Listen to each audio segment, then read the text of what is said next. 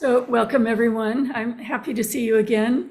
And as I was saying to the folks just before we started, above me is the Heart Sutra in Chinese. And I wanted to accomplish a couple of things today. First of all, an overview of why we're studying this topic and where we're going with it. So we have actually accomplished pretty much the hardest part in terms of the Heart Sutra. And we're going to work on no defilement, no purity, and no increasing, no decreasing, a little bit more, so it's more clear before we leave that aspect of it. But then we will have concluded the basic introduction to the explanation from the perspective of the Heart Sutra of emptiness or absence of an inherent self. So my expectation is that we will bring the study to a conclusion in the next month. And after we conclude, I'll be going into retreat and I'll be leaving some interesting discussion topics and insightful video excerpts for contemplation while I'm in retreat for a month.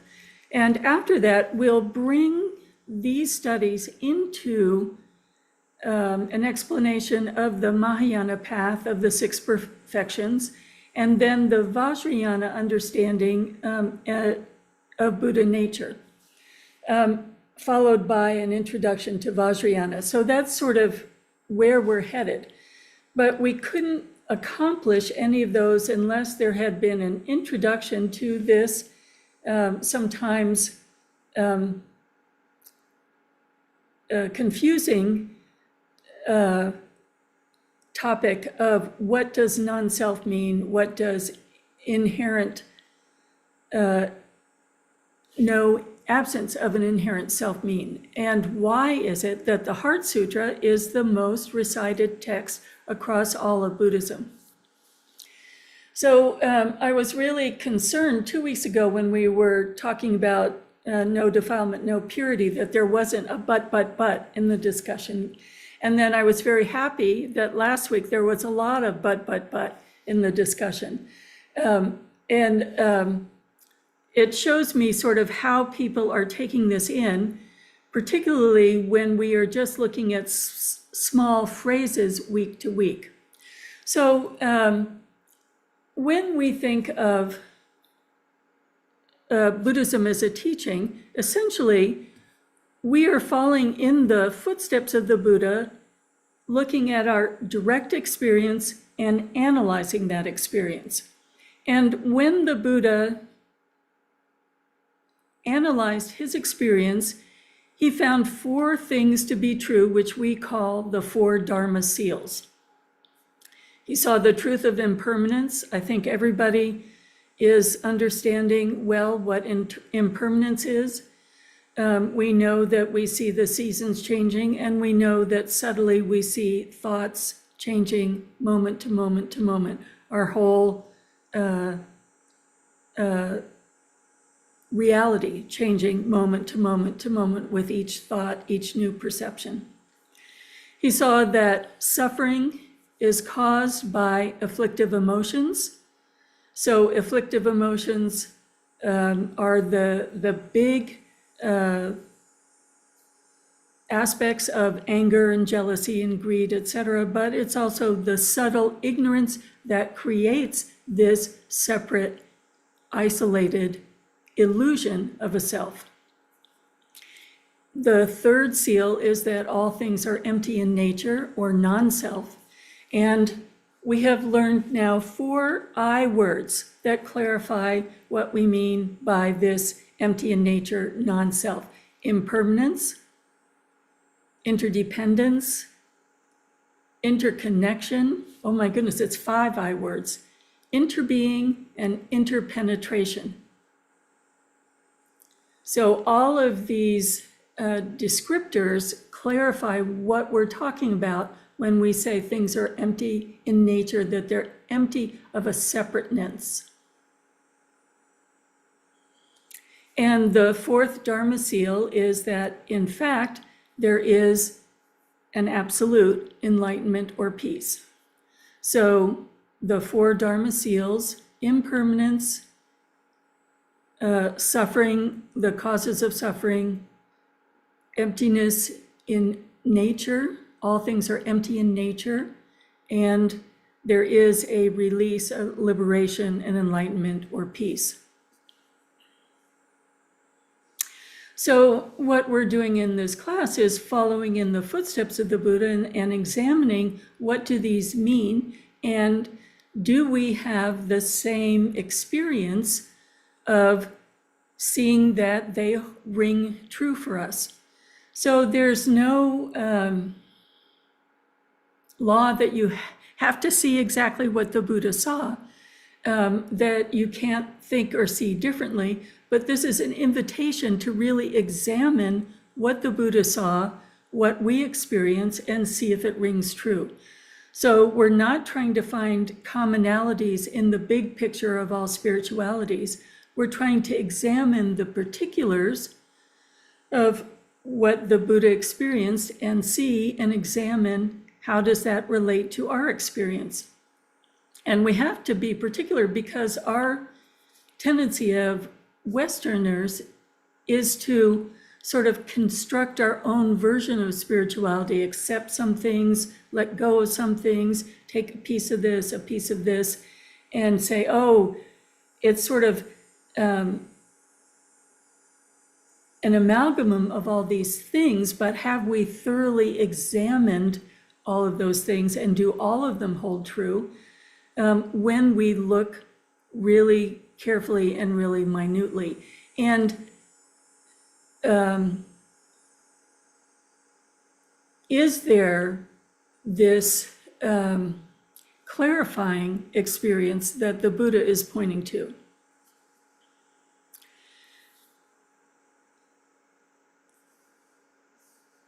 So when we are studying Buddhism and we're learning, the wonderful compassion trainings and the loving kindness training, and we were studying the mind trainings that have a big effect on our lives, how to implement the Dharma in our life, we see over and over again that to understand these aspects of Buddhism more deeply, more completely, we bump up against this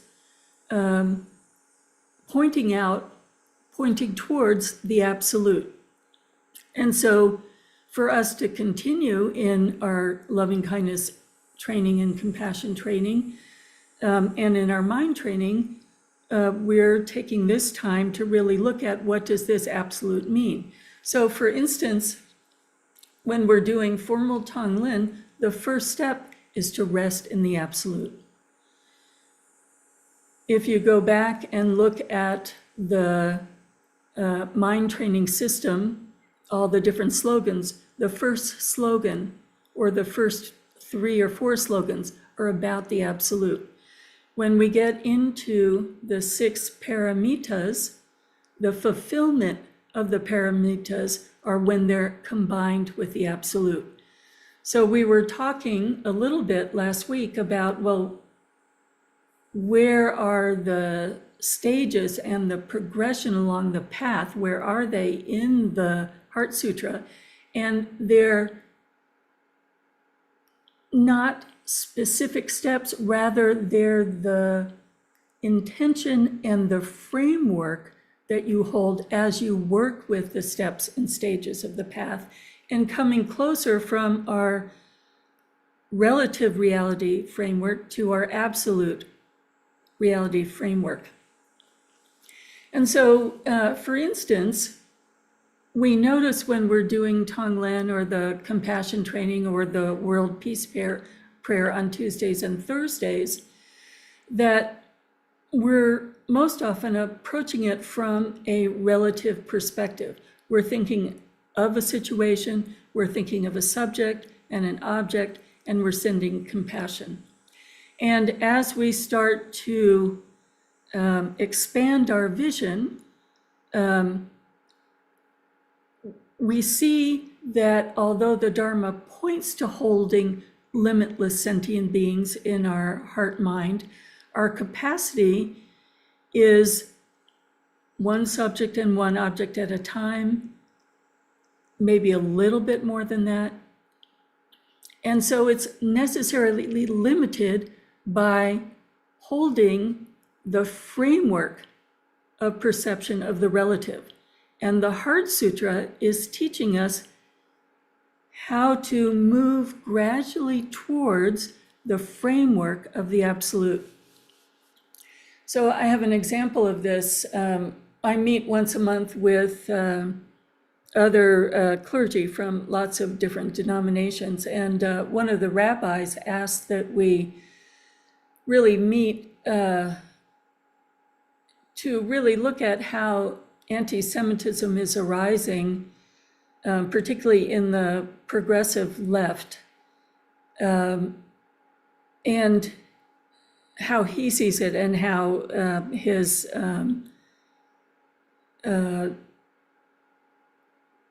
how other rabbis in his progressive group are seeing it. And essentially, he was pointing out that there's a tremendous amount of compassion and urgency being generated towards Gaza, towards the children, towards the unfolding genocide, but not, from his perspective, any time for even the tiniest whisper of a voice to include the hostages. So this discussion that we were having really made me contemplate how we were approaching our compassion practice, and it pointed again to the limits of when our compassion practice is generated by the mind, which is dependent on subject and object, and when our compassion practice can open up to the absolute, or we might say the beingness of compassion. An example that is often given is an example of perspective. So that if you think of the perspective we have from the earth looking up at the sun and the perspective of the sun. So the perspective from the earth looking up at the sun, we see that it's warming, it shines, but there are areas of shade, that it helps the crops grow. There are different names for it in different languages. In some spiritual paths, it's deified. There are all these perspectives looking up at the sun. But from the perspective of the sun looking down, the sun is just shining. It's not intentionally shining here and there. It's not naming itself. It's simply shining. So this aspect that we're aspiring to, the beingness of compassion, is intimately interconnected with the understanding of emptiness, empty of a separate inherent nature, rather impermanent, interconnected, interbeing, interpenetrating, all the I words. So I wanted to give you a quote from the beginning of Karl Bernholzer's The Heart Attack Sutra as his introduction as to why the study of the Heart Sutra is important, and what it accomplishes for us, what it's actually doing, and essentially how wild it is, which is why he calls it the Heart Attack Sutra. It's said that when the Buddha gave this teaching, that half of the bodhisattvas had heart attacks because it was so radical to say, and now let go of all of your views. This is Brunholz. What the Heart Sutra does is to cut through, deconstruct, dismantle all our usual conceptual frameworks, all our rigid ideas, all our belief systems, all our reference points, including any with regard to our spiritual path. It does so on a very fundamental level, not just in terms of thinking and concepts, but in terms also of our perception, how we see the world, how we hear, smell, taste, touch, how we regard and emotionally react to ourselves and others, and so on. The sutra pulls the rug out from underneath our feet and doesn't leave anything intact that we can think of, or even a lot of things that we cannot think of. And then he quotes Sanghas, who goes a little further and refers to the Diamond Sutra, which you might say is a companion sutra in these Perfection of Wisdom sutras. What the Diamond Sutra is actually delivering is not a systematic treatise, but a series of sledgehammer blows attacking from this side, from that side, to try and break through our fundamental delusion. It's not going to make things easy for the logical mind by putting things in a logical form. The sutra is going to be confusing, irritating, annoying, and unsatisfying. And perhaps we can't think of it to be otherwise. If it were set forth neatly and clearly, leaving no loose ends, we might be in danger of thinking we had grasped the perfection of wisdom. So it's all pointing to letting go of our beliefs and our belief systems.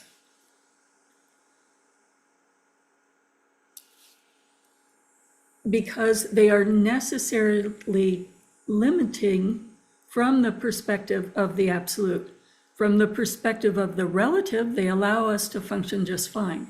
But from the perspective of the absolute,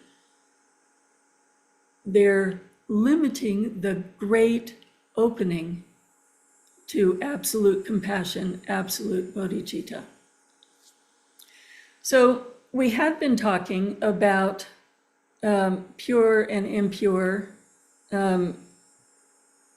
two concepts that are very prominent in the relative, and increase and decrease, in the sense of, if I increase my goodness, then I'll get to be like a Buddha, and if I decrease my badness, my impurity, then I'll be like a Buddha. And what we're saying is we're letting go of the framework that creates purity and impurity. And in this framework, in this absolute, it doesn't get bigger and it doesn't get smaller. In fact, from the perspective of the absolute, we are already Buddhas. From the perspective of the relative, we are clearing away our obscurations so that we can enter that framework of the absolute. And I thought, rather than present this in terms of logic, I wanted to read to you one of Thich Nhat Hanh's really classic poems, which I think ties together the themes that I've been presenting this morning.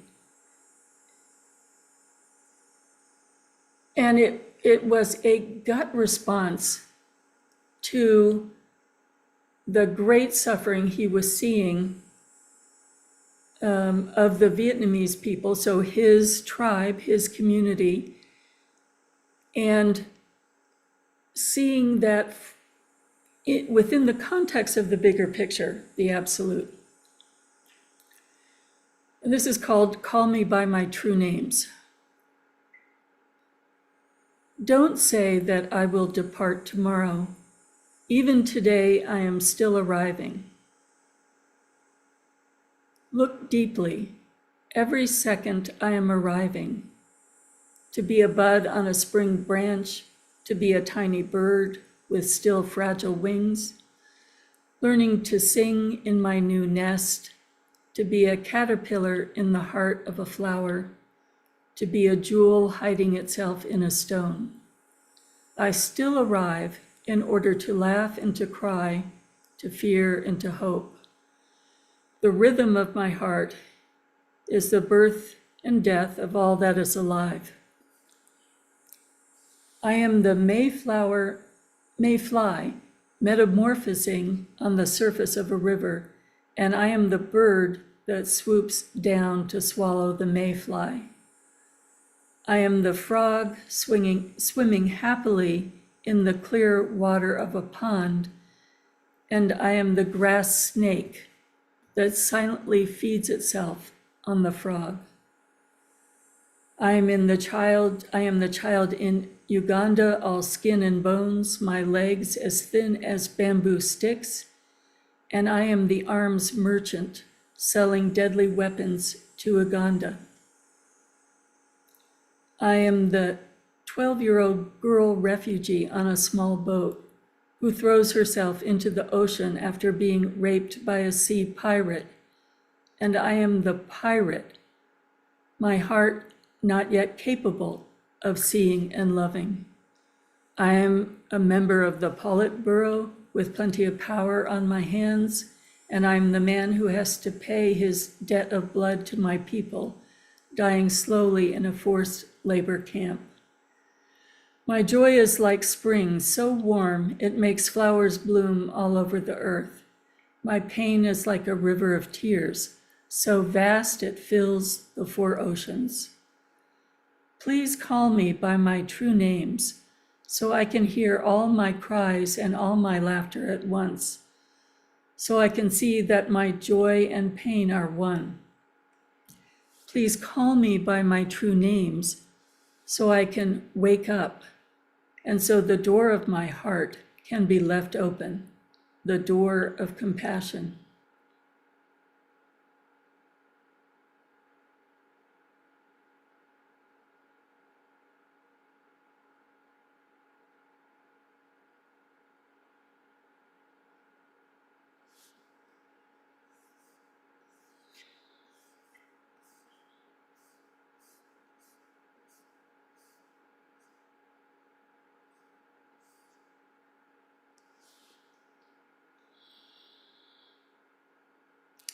So I'm going to give one verse to contemplate as we really think of this stage of the Heart Sutra, this stage of inclusion, of radical inclusion, a compassion that is all inclusive because all views have been shed. And I'm going to change one word. I am the child in Gaza, all sticks and bones, my legs as thin as bamboo sticks, and I am the arms merchant selling deadly weapons to Hamas.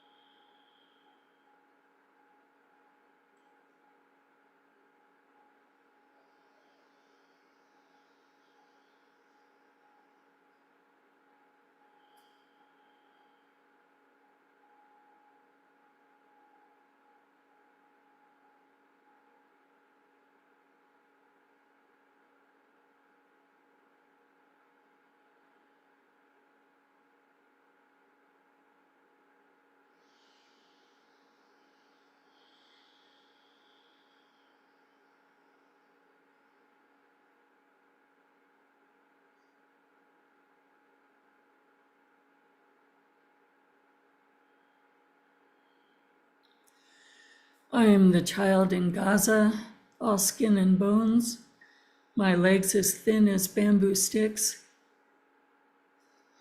and I am the soldier pulling the trigger, sending deadly bombs into Gaza.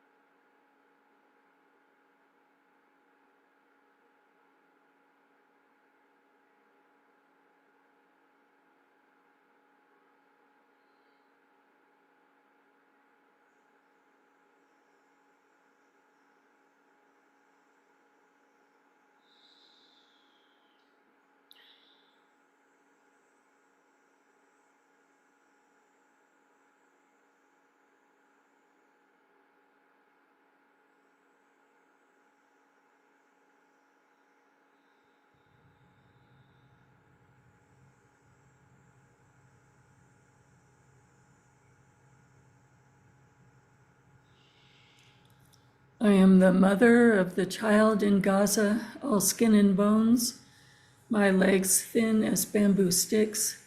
I am the mother of the hostage in Gaza, all skin and bones, legs as thin as bamboo sticks.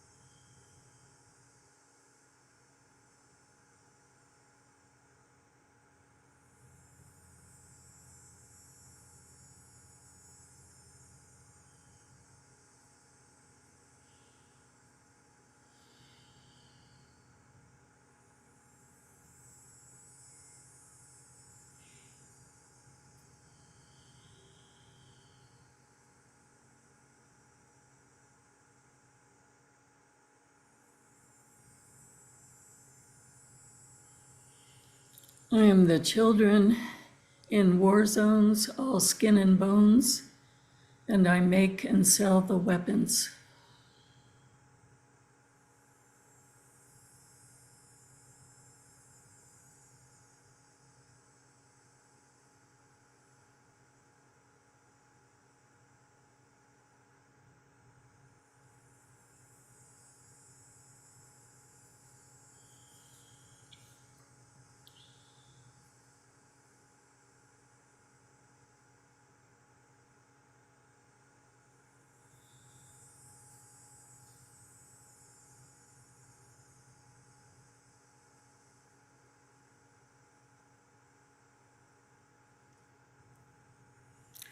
My joy is like spring, so warm it makes flowers bloom all over the earth. My pain is like a river of tears, so vast it fills the four oceans. Please call me by my true names, so I can hear all my cries and my laughter at once, so I can see that my joy and pain are one.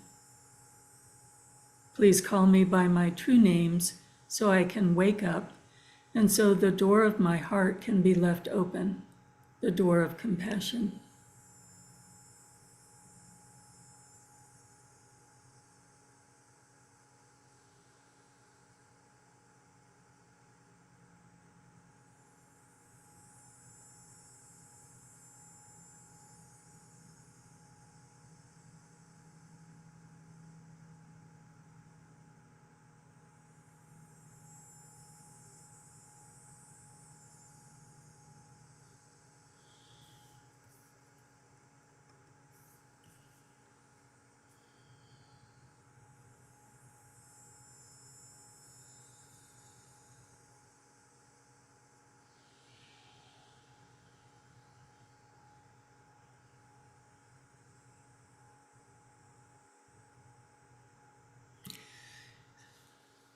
So coming back, and just to be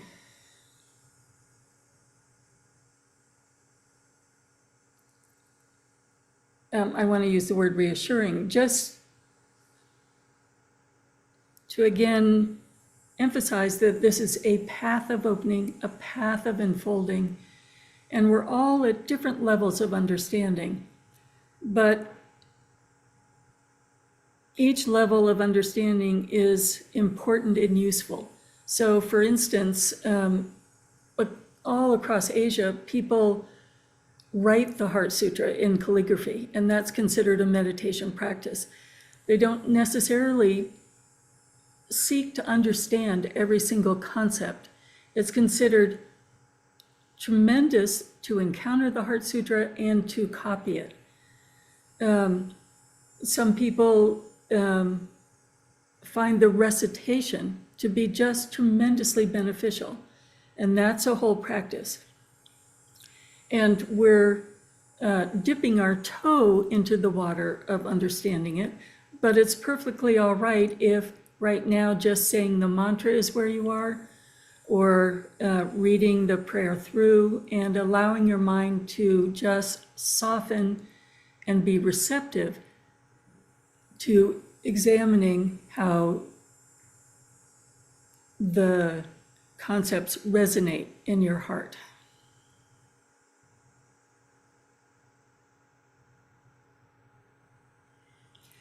There's no expectation of immediate understanding. In fact, the direct breakthrough of emptiness is, not a predictable thing, nor is it something that is without great effort in your meditation practice. However, a softening and gradual clarification of blossoming is the more usual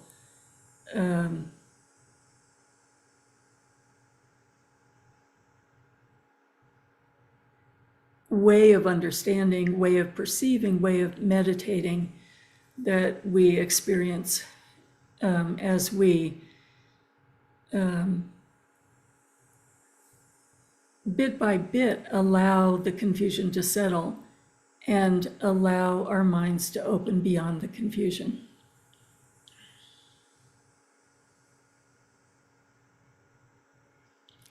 My favorite example is actually watching a tulip grow. So there's a seed, and then there's the sprout and the stalk. It's our meditation practice, and it gets leaves, and it gets those petals. And then the petals just totally open wider and wider and wider. And then one day all the petals drop away. So those are eventually all of our views dropping away into complete openness. So I'm going to do a short dedication. We'll stop the live stream and then have our own discussion. Bodhicitta, excellent and precious mind, where it is unborn, may it arise. Where it is born, may it not decline, but ever increase higher and higher.